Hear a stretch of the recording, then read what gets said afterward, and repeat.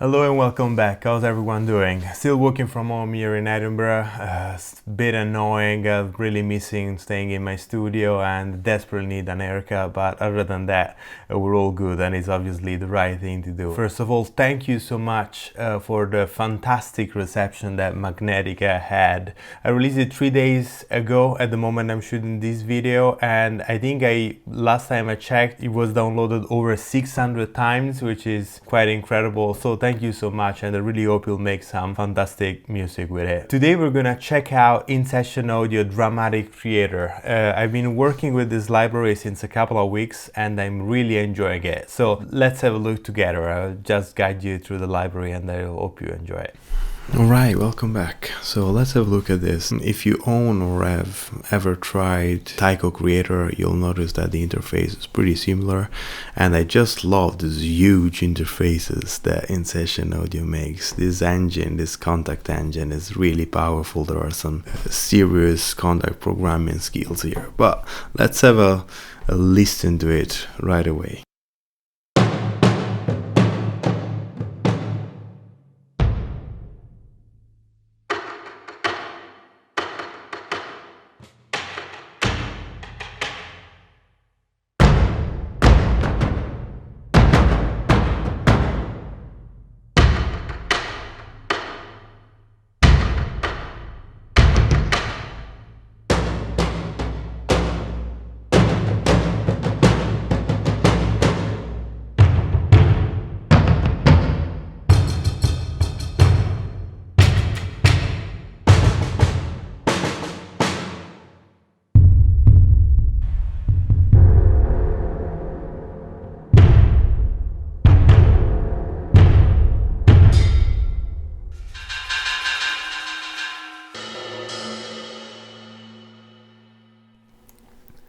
Right, as you can tell, it sounds super beefy, super huge. It's really great. So let me just spend a few words about the mapping. So the general rule is more or less that on the black keys you have rims and percussions, whereas on the white keys you have the drums, the drum head, I guess you would say.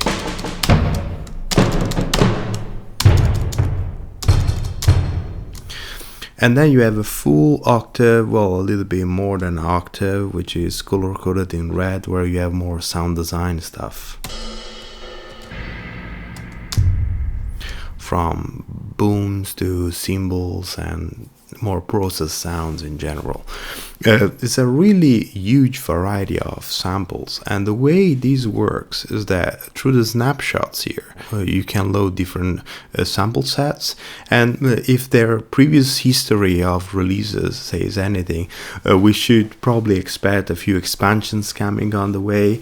And one thing that I really like about the in-session audio pricing model is that you can always expect the new expansions to be included in the price if you bought it during basically the pre-release sale, which is really great because they do put out quite a bit of content. And so if you see here we have GETAWAY driver, which is this one, and if I click on another sample set, it should load another one on the loose with completely different sounds.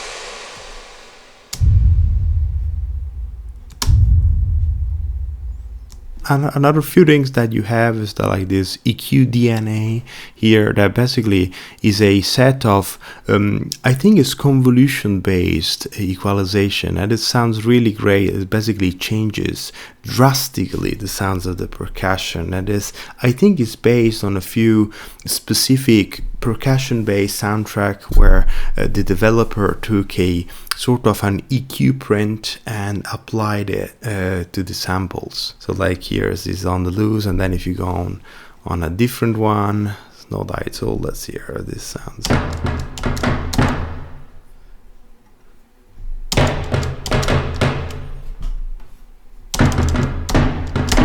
So it changes the sounds quite drastically. I mean, it's still subtle, it's still EQ, but it does make a huge difference. And same things with reverb and all that kind of stuff. A good thing that you can do is that if you go on MIDI, well, it's basically there are full suites within DRUMATIC Creator, very much the same thing as Tiger Creator, so you can get MIDI and drop it in your digital audio workstation, which you don't see at the moment. I'm on Logic. Let me, so like if I put these on here,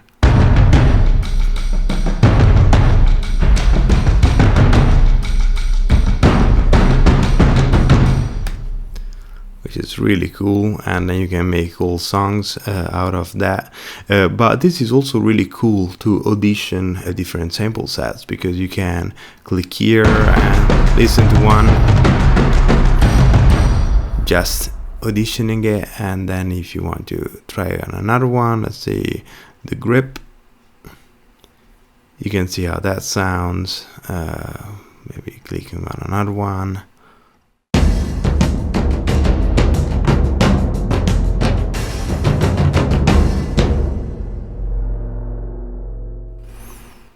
Okay, now all that said, what's really interesting about this is that all this is completely customizable, and I'll show you what I mean. If you go in groups, here the developer created two user kits. One is pre-mixed and the other one is unmixed. So the pre-mixed, it has some basic EQ, some reverb, it's more of a produced sound, whereas the unmixed is like completely raw. Let's pick the pre-mixed, and you see that these slots here are completely empty. So if I go on global, you see that the interface changes into a user kit.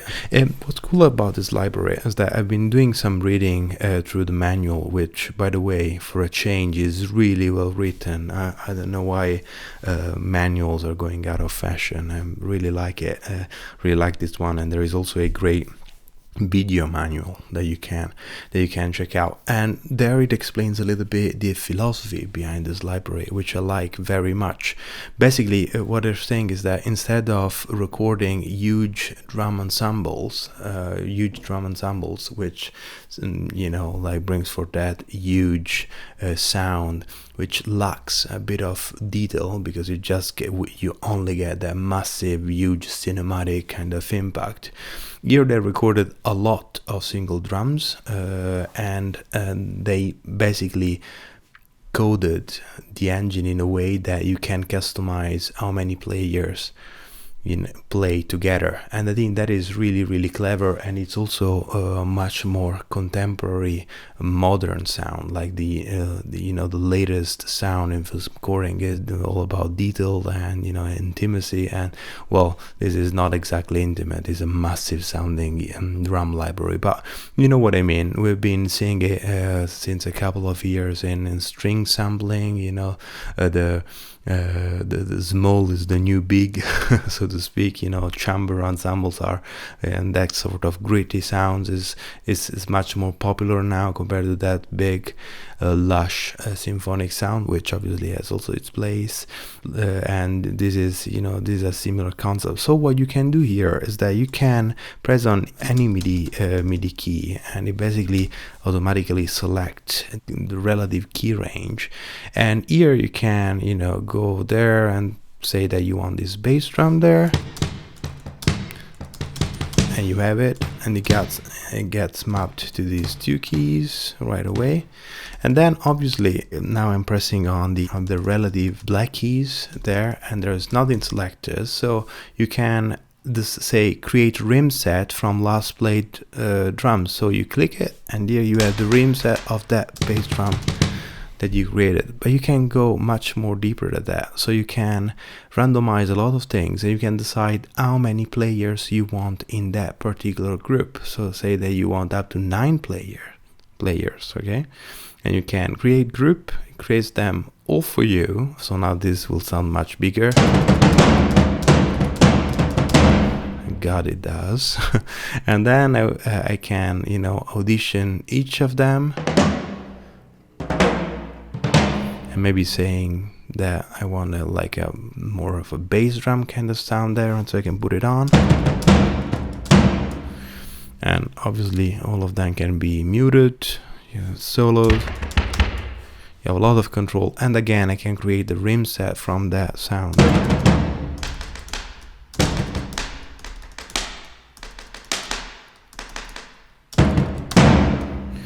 So you see a lot of possibilities. Panning, there are so many many options, and you can decide, you know, what sort of samples to pick from. So large, medium, small, and or you want only snares maybe, and so let's stay here and create snares. It's up to 6, so you clearly have 6 snares. You can decide the range that you want to randomize the pitch, and maybe I want a very wide sort of sound field with the center completely empty, and you know, you have it, and you can create group, and you have it. It's all 6 different snares panned with no center and with the tune slightly changed, and here's how it sounds.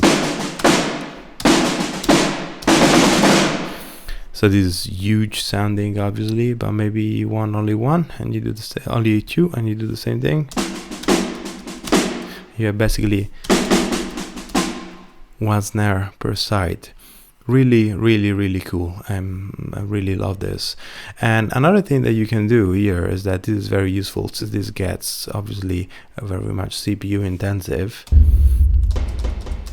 You can, for example, decide that you don't need the sound design auxiliary sounds here, so you can click on here and you completely disable the group, and obviously the patch instantly gets much smaller. If I load it back in, it load all the memory up again, and so there's much more occupied.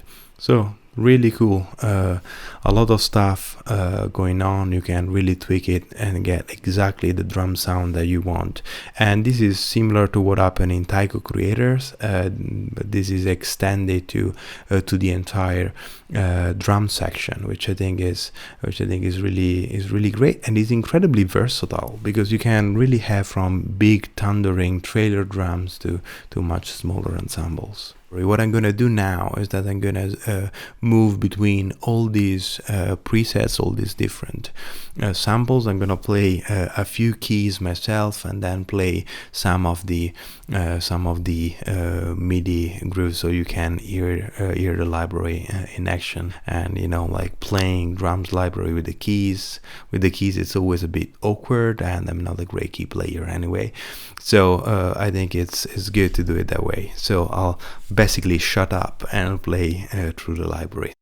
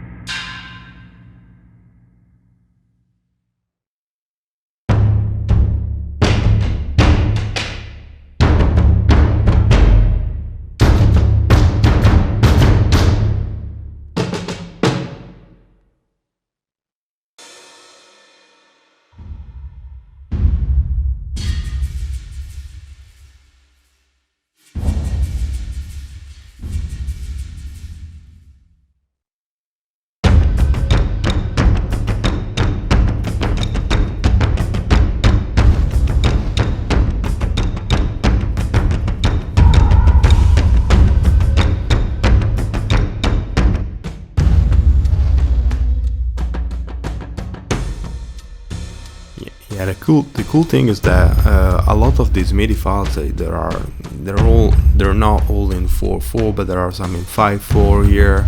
I saw a couple of 6/8 before, so it's really quite a big variety.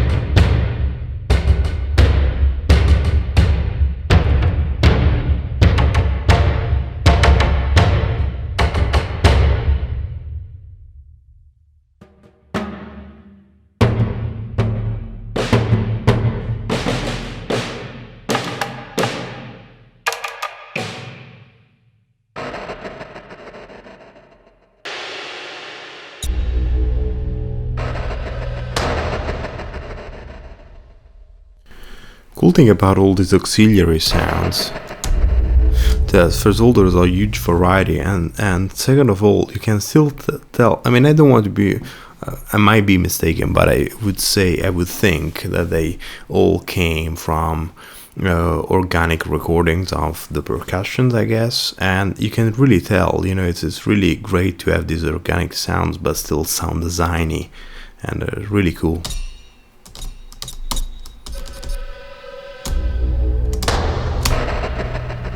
I love this distorted one, for example.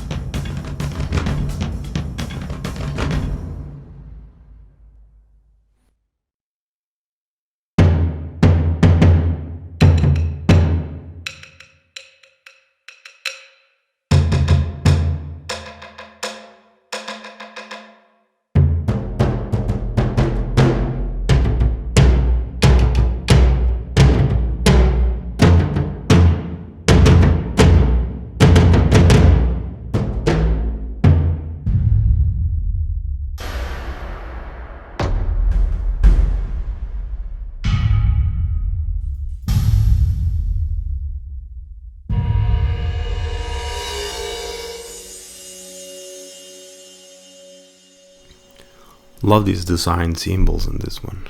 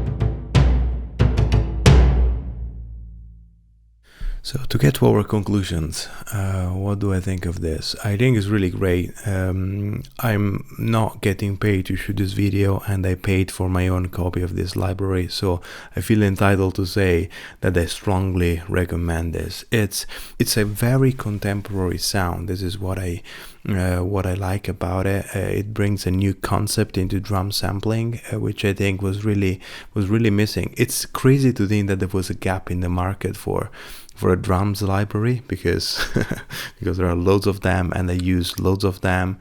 Some of my favorite are the ensemble series from Eviosity, still use a lot. Action Strikes, believe it or not, I still use a lot. Damage, I think it still holds up. I use a lot. What else? Saga is a really good one from Red Room Audio. But this is, this has its place and is incredibly versatile, and I really love it. I think it's very well priced. It's not too expensive, and I own, I think, pretty much all the libraries by In Session Audio, and they've been great with releasing loads of expansions, which, as I said, are included in the price if you buy one of their library during pre-sale. So my opinion is very much worth it, and I hope this gave you a little bit of an overview. And that was it. I really hope that was useful, and thank you so much for watching. Please subscribe if you haven't done that, so you can be subscribed when I put a new video out, and I'll see you next time.